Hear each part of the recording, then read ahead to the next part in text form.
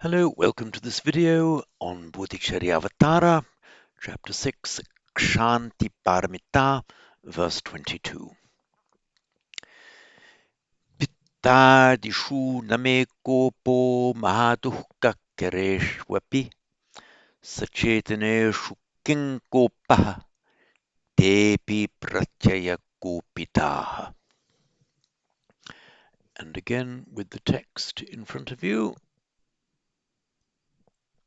Oops, there we are. Pittadishu name kopo mahaduhka kereshwapi sachetaneshu kinkopaha tepi pratyaya kopitaha.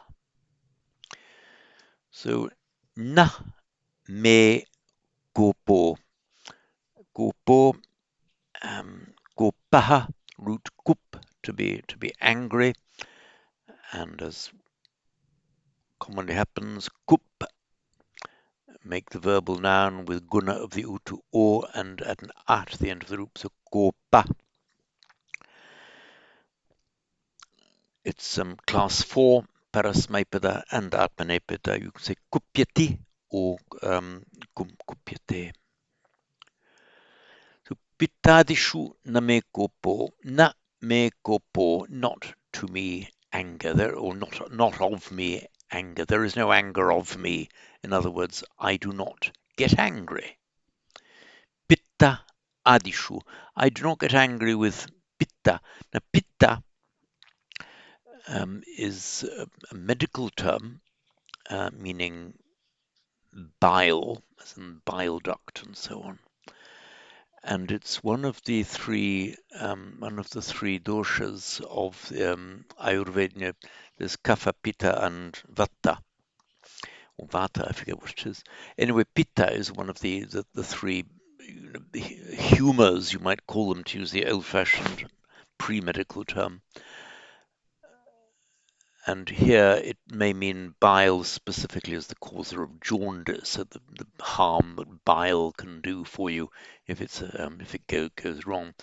So pitta adishu, adi, as it means beginning, where it comes as the second or final member of a compound.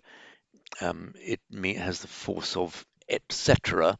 So in other words, pitta adi, literally pitta beginning, meaning the list of things beginning with pitta, which is exactly the same kind of sense when we say pitta, etc., pitta and other things, or other things in that list.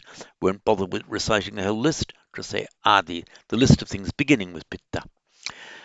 Note that it's in the plural, this is the locative plural, adishu, because the sense of the compound is a plural thing, pitta and all the other things that I'm referring to but not explicitly saying. So here again we see a kopa, this sense of anger. It's an emotive sense, and anger at what? In the locative. So name kopo, I have no anger at or against or for pitta and so on. I have no anger against my bile. Mahaduhka kareshu api. So kareshu, kara, doing or making, again a locative plural, to agree with the locative plural, pitta adishu, even great dukkha causing. So I have no anger towards bile and so on, even though they cause great suffering. Api, even, mahadukkha kareshwapi, great suffering causing even. Notice the final u there, followed by an a. Here we are, it becomes a v, kareshwapi, by Sandhi. And so written here, you see in the Devanagari, shwa, on this one would be shu, but it's shwapi. Sachetaneshu king kopaha. Against the same kopaha. Goodness me, I've made a mistake here. King kopastepi, this should be a s, not a visarga, because it's immediately followed by a te. I will correct that. In fact, I'll correct it right now. I'll just pause the video. There it's done. You'll see I've made the corrections. Kopastepi, and likewise I've made the correction in the Devanagari. Kopaste. So Sachetaneshu king kopastepi pratyaya kopitaha. So this root kopita, they are angered. So kop makes its class 10, which is the causative form of the verb to make angry. As usual, we have guna. So we've got a short vowel followed by a single consonant. So it becomes gopayati, to make angry. And the past participle of these, past participle of these class 10 verbs in ayati, the ayati becomes simply ita. So gopita, gopayati, indicative verb, gopita, past participle. So they are made angry.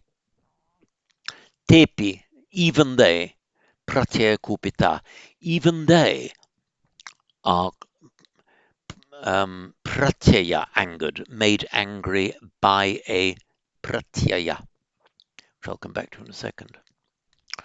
So king, this is the neuter of kah, and it means what, as a neuter. What are you doing?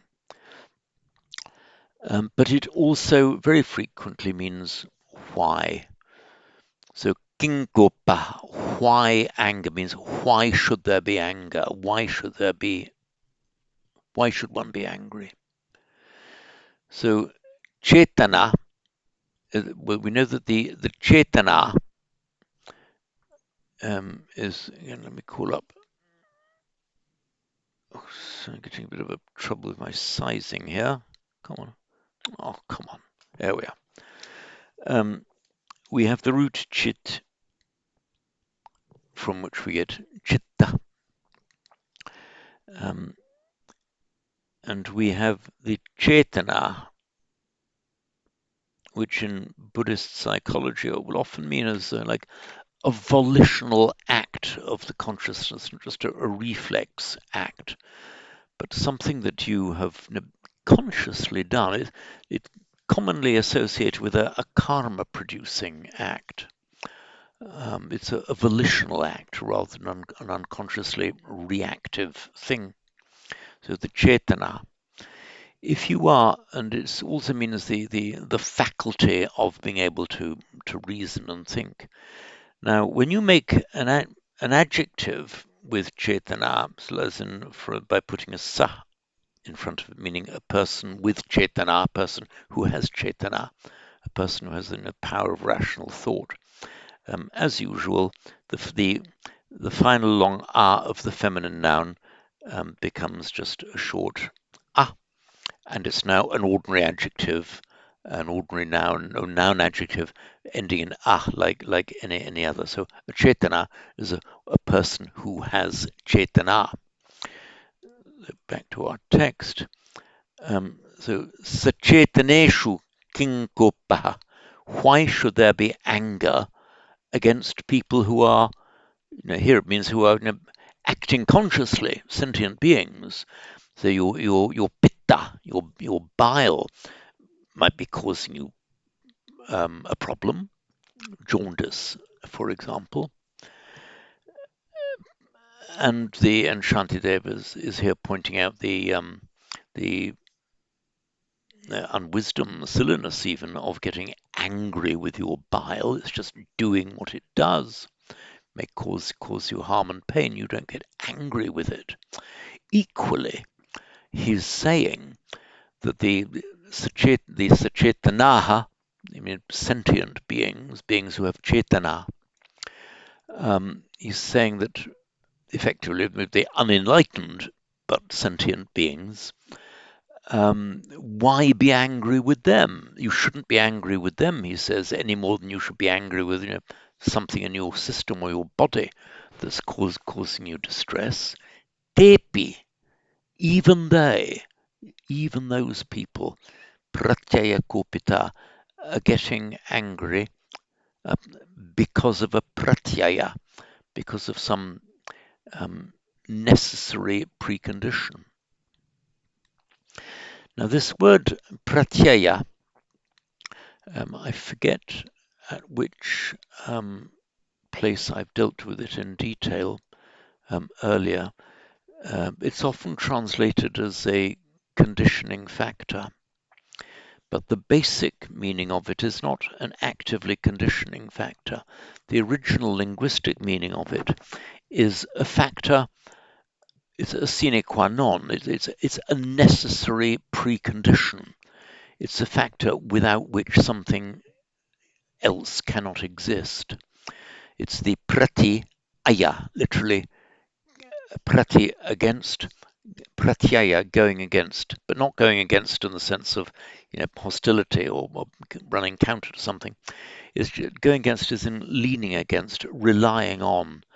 Um, I am sitting here, and you sit with my located where I am because the pratyaya of the chair. If that pratyaya wasn't there, then I would fall to the ground. So everything that exists has its pratyaya, which not only both is the cause without which it cannot exist, and also, by extension, something that brings something else into existence. So the pratyaya can sometimes have this kind of dual meaning. Could be one or the other or both. The necessary precondition for something existing, and also the cause of the next thing coming into being. Here, pratyaya seems to have the latter meaning, the cause that brings it into existence, because he's saying that these people, these sachetana, who are kupita, who are made angry, they're made angry because of a pratyaya, is something that's causing it. It's not them deciding to be angry. Something's causing it, just as your bile is causing you dukkha.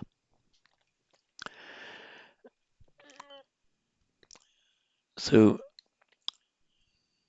I'll read this again then.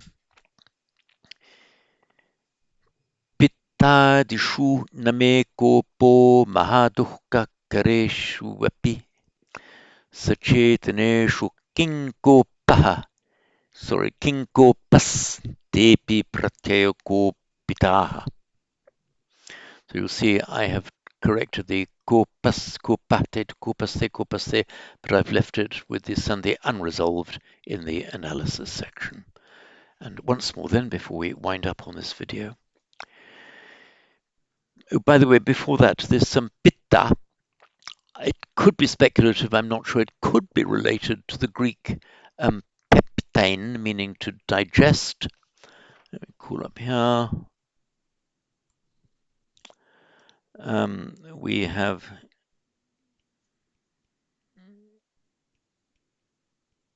so peptine, from which we get it's in digest,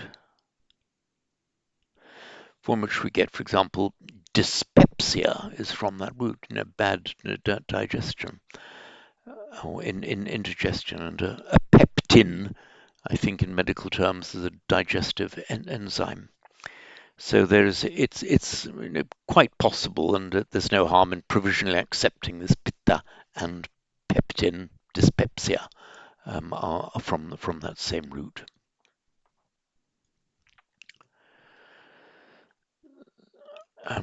Okay, so pittadishu name kopo mahadukkakaresvapi sachetaneshu kinkopastepi pratyaya kopitaha. And once more, pittadishu name kopo mahadukkakaresvapi sachetaneshu kinkopastepi pratyaya kopitaha. And that's all on this video.